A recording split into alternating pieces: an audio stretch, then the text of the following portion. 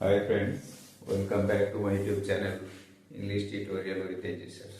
আজকে আমি আবার একটা নতুন ভিডিও আপলোড করছি। এই ভিডিওতে সমস্ত ক্লাসের ছাত্রছাত্রীর জন্য গ্রামাটিক্যাল একটা বেসিক কনসেপ্টের উপর ভিডিওটা বানাচ্ছি। তোমরা প্রথম থেকে শেষ পর্যন্ত ভিডিওটা দেখো, নতুন নতুন অনেক কিছু জিনিস শিখতে পারবে। চলো ভিডিওটা শুরু করি। বোর্ড থেকে দেখতে পাচ্ছ আমি ভার্ব লিখেছি ওয়াজ, ওয়ার এবং হ্যাড। ওয়াজ, ওয়ার এই দুটো ভার্বের মানে হচ্ছে ছিল এবং হ্যাড এটার মানে হচ্ছে ছিল। তাহলে এখন সমস্যা হচ্ছে যে আমরা কোথায় কোনটা ব্যবহার করব। তোমরা নিশ্চয়ই বুঝতে পারছো যেগুলো প্রত্যেকটি ভার্ব হচ্ছে পাস্ট ফর্ম। তাহলে পাস্টের কোনো ঘটনা বোঝানোর জন্য আমরা ব্যবহার করব ওয়াজ কিংবা ওয়ার এবং হ্যাড। কিন্তু সমস্যা হচ্ছে যে ওয়াজ, ওয়ার যেখানে বসবে সেখানে কি হ্যাড বসবে? না। আবার যেখানে হ্যাড বসবে সেখানে কি ওয়াজ, ওয়ার বসবে? না। তাহলে এদের পার্টিকুলার জায়গা কোনটা, সেটাই আমরা আজকে ক্লিয়ারলি এই ভিডিওতে বোঝার চেষ্টা করব। দেখো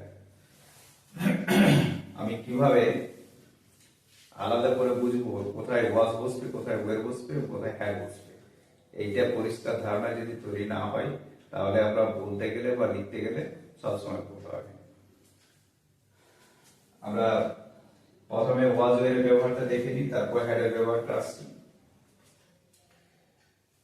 অবশ্যই ওয়াজ এবং ওয়ার এগুলো পাস্টের জন্য বসবে, মানে পাস্টের ক্ষেত্রে পাস্টের কোনো ঘটনা বোঝানোর জন্য, এবং হ্যাডটাও তাই, হ্যাডটাও পাস্টের ঘটনা বোঝানোর জন্য ব্যবহার করা হবে। কিন্তু সমস্যা হচ্ছে যে আমরা বাংলা বাক্যগুলো দেখে কি করে বুঝবো?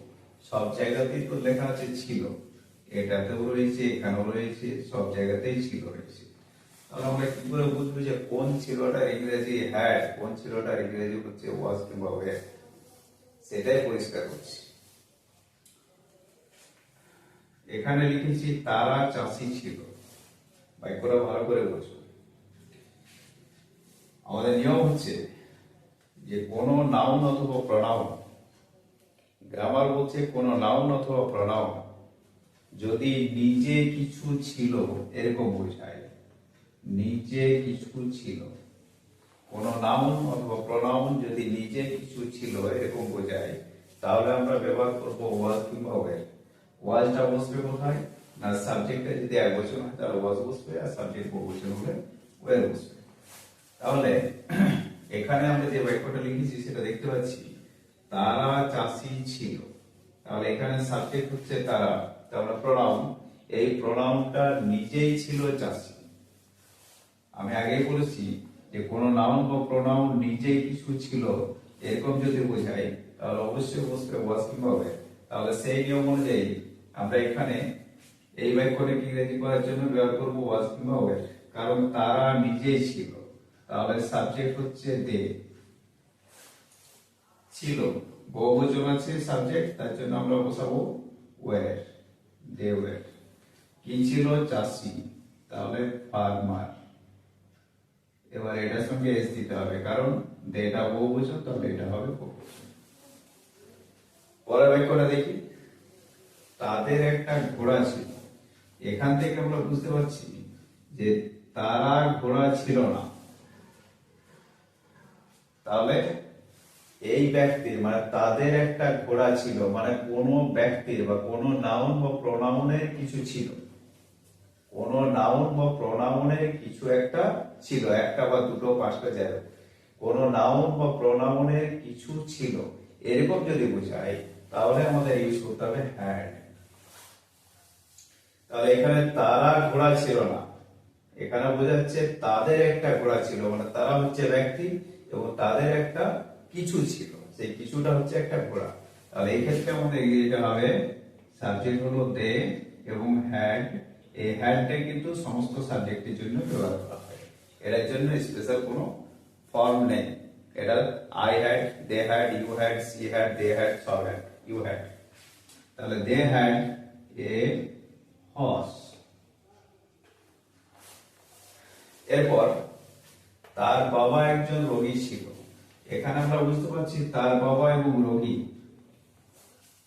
তার বাবা একজন রোগী ছিল, তার মানে তার বাবা নিজেই রোগী ছিল। তাহলে নিজেই যদি থাকে তাহলে আমরা আগের নিয়মটাই করব। এখানে আমাদের বসবে কি, এখানে বসবে ওয়াজ কিংবা ওয়্যার। তাহলে আমরা লিখবো হিজ ফাদার। এটা যেহেতু সিঙ্গুলার তার জন্য আসবে ওয়াজ, একজন এ, রোগীর ইংরেজি হচ্ছে পেশেন্ট। পরে বাই করে দেখো, তার বাবার একটা রোগ ছিল। তাহলে তার বাবা রোগী থাকতে পারে, কিন্তু তার বাবার একটা রোগ ছিল, তার বাবা তার নিচের রোগ নয়। তাহলে তার বাবার একটা রোগ ছিল, এখানে হচ্ছে ব্যক্তিটা হচ্ছে তার বাবা এবং তার একটা রোগ ছিল, তাহলে এটা হচ্ছে কিছু ছিল।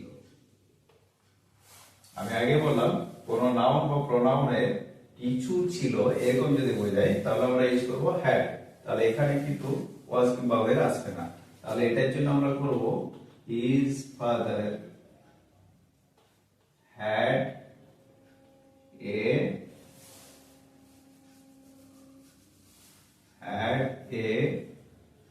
রোগের ইংরেজি হচ্ছে ডিজিজ। তাহলে এইভাবে আমরা ওয়াজ এবং ওয়্যার এই দুটো ইউজ এবং সঙ্গে হ্যাড আলাদা করি। এরপর আমি এটাকে অন্যভাবে ব্যাখ্যা করার চেষ্টা করছি।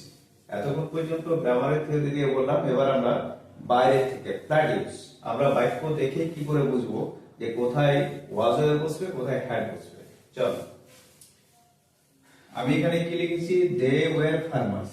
লক্ষ্য করো এই বাক্য থেকে আমরা বুঝতে পারছি দে এবং ফার্মার্স, যারা দে তারাই ফার্মার্স। তাহলে এই দুটো হচ্ছে সেম। আমি আগের ভিডিওতে যখন অ্যামিজার এবং হ্যাজার এই যে ইউজটা দেখিয়েছিলাম, সেখানে প্লেলিস্টে গিয়ে তোমরা ভিডিওটা দেখে নিতে পারবে।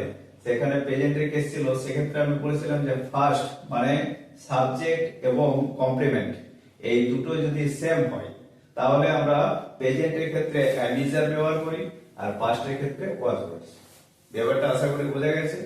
এখানে তারা, যারা যে ব্যক্তি ছিল তারা, সেই ব্যক্তি হচ্ছে চাষি। তাহলে এই ব্যক্তি এবং এই ব্যক্তি সেম, তার জন্য এখানে আমাদের আসবে ওয়াজ কিংবা ওয়্যার। আশা করি বুঝতে পারছো। আর দ্বিতীয় ক্ষেত্রে দেখো, যেখানে হ্যাড ইউজ করেছি সেখানে নিশ্চয়ই বুঝতে পারছো যে তাদের একটা ঘোড়া ছিল, তাহলে তারা ঘোড়া নয়, তাহলে তাদের এবং ঘোড়া এই দুটো জিনিস কিন্তু আলাদা। মানে এখানে দেখতে পাচ্ছ দে এবং হর্স এই দুটো কিন্তু আলাদা। যখন আলাদা হবে তখন প্রেজেন্টে যখন বসছিল হ্যাজার, এখানে আমরা পাস্টের ক্ষেত্রে ইউজ করব হ্যাড। প্রথম ব্যক্তি মানে সাবজেক্ট এবং কমপ্লিমেন্ট এই দুটো যদি আলাদা হয় তাহলে লাগবে হ্যাড, আর সাবজেক্ট এবং কমপ্লিমেন্ট যদি সেম হয় তাহলে লাগবে ওয়াজ কিংবা ওয়্যার। ফর এক্সাম্পলটা দেখো, একই ভাবে আসবে সব। হিজ ফাদার এবং পেশেন্ট একই ব্যক্তি, যার জন্য এখানে আমরা লাগিয়েছি ওয়াজ, যেহেতু এটা সাবজেক্ট সিঙ্গুলার আছে। পরেরটা দেখো, তার বাবার একটা রোগ ছিল। তাহলে তার বাবা এবং রোগ নিশ্চয়ই একই জিনিস নয়, আলাদা। আলাদা হওয়ার জন্য হ্যাঁ। তাহলে নিয়মটা কি হলো যে সাবজেক্ট এবং কমপ্লিমেন্ট দুটো যদি সেম হয় তাহলে অবশ্যই লাগবে ওয়াজ কিংবা ওয়্যার, আর সাবজেক্ট আর কমপ্লিমেন্ট, সাবজেক্ট এবং কমপ্লিমেন্ট যদি আলাদা হয় তাহলে লাগবে হ্যাড। আশা করি বিষয়টা বোঝা গেছে।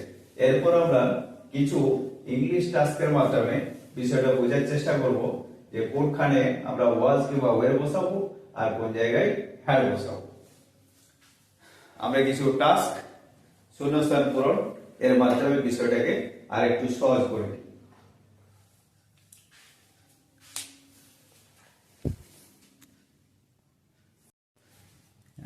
এবার আমরা দেখতে পাচ্ছি fill in the blanks with was, where or had। কোথায় কোনটা লাগবে, কোথায় আমরা was বসাবো, কোথায় where বসাবো, কোথায় had বসাবো দেখে নিই। এখানে দেওয়া আছে রমেশ ড্যাশ এ স্টুডেন্ট, আমরা কি বসাবো, had না was? আমরা দেখে বুঝতে পারছি যে রমেশ সেই স্টুডেন্ট, তাহলে সাবজেক্ট এবং কমপ্লিমেন্ট দুটো হচ্ছে সেম। সেম হওয়ার জন্য আমরা অবশ্যই আনবো ওয়াজ কিংবা ওয়্যার। রমেশ সিঙ্গুলার, তার জন্য এখানে আসবে ওয়াজ। কারণ রমেশ নিজেই স্টুডেন্ট ছিল। পরে ব্যাক করে দেখো, রমেশ কমা এ টিচার, তাহলে রমেশ হচ্ছে একজন টিচার, সুতরাং কে কিন্তু আর স্টুডেন্ট হতে পারে না। তাছাড়াও রমেশ যদি টিচার হয় আর এখানে যদি স্টুডেন্ট থাকে, তাহলে একজন ব্যক্তি টিচার এবং স্টুডেন্ট দুটো একসঙ্গে হতে পারে না, তাহলে রমেশ এখানে স্টুডেন্ট নয়। তাহলে ফার্স্ট এবং সাবজেক্ট এবং কমপ্লিমেন্ট দুটো কিন্তু আলাদা। সাবজেক্ট হচ্ছে টিচার আর কমপ্লিমেন্ট হচ্ছে স্টুডেন্ট, তাহলে এখানে অবশ্যই আলাদা, তার জন্য আমাদের আছে হ্যাঁ।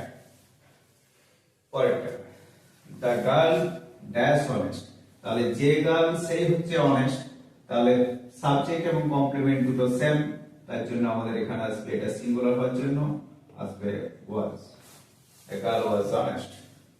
পরেরটা দেখো, the girl dash honesty, girl তার অনেস্টি হতে পারে না, অনেস্ট মানে হচ্ছে সৎ, আর এটা হচ্ছে সততা, তাহলে মেয়েটি তার সততা হতে পারে না, তাহলে সাবজেক্ট এবং কমপ্লিমেন্ট আলাদা।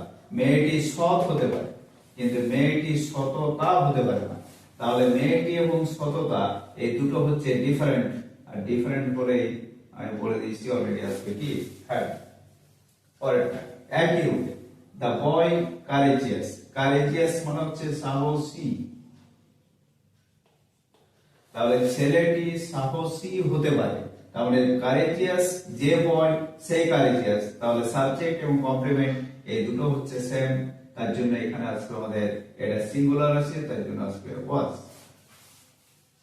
পরেরটা দেখো, the boy dash courage, courage মানে হচ্ছে সাহস,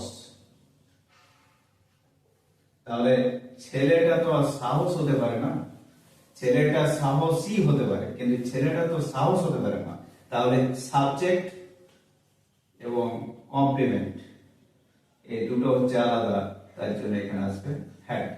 তাহলে যে নিয়মটা আমি বললাম যে সাবজেক্ট এবং কমপ্লিমেন্ট দেখে নেবে, যে যদি একই হয় তাহলে আমরা পাঁচটা ক্ষেত্রে বসাবো ওয়াজ কিংবা ওয়ের, আর সাবজেক্ট এবং কমপ্লিমেন্ট যদি আলাদা হয় তাহলে পাঁচটা ক্ষেত্রে বসবে হ্যাড।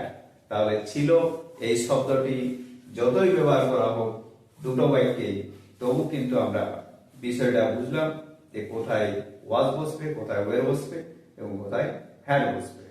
আশা করি এরপর থেকে আর এই বিষয়টি নিয়ে কোনো কনফিউশন থাকবে না। আজকের ভিডিওটা এখানে শেষ করছি। যদি ভালো লাগে অবশ্যই লাইক শেয়ার কমেন্ট করবে এবং চ্যানেলটি সাবস্ক্রাইব করে রাখবে, যাতে পরবর্তী ক্ষেত্রে আবার নতুন নতুন টপিকস গুলো আমি তোমাদের সামনে নিয়ে আসতে পারি। সকলকে ধন্যবাদ।